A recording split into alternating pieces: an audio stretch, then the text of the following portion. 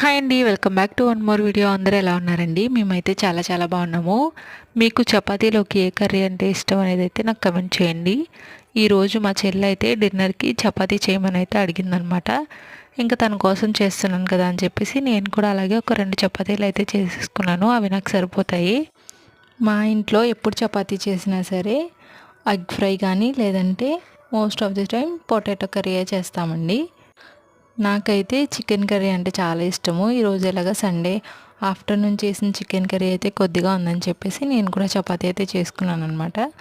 మా చెల్లికి అయితే మటన్ కర్రీ అయితే ఉందండి. ఇంకా నేను కూడా కొద్దిగా చికెన్ ఇంకా మటన్ కర్రీ అయితే వేసుకుని 2 చపాతీలు అయితే తినేసాను. నా డిన్నర్ అయితే అయిపోయిందండి. మా మహి అయితే పడుకుందనమాట. అందుకే నేను ఇంత ప్రశాంతంగా అయితే కూర్చుని డిన్నర్ కంప్లీట్ చేసేసాను.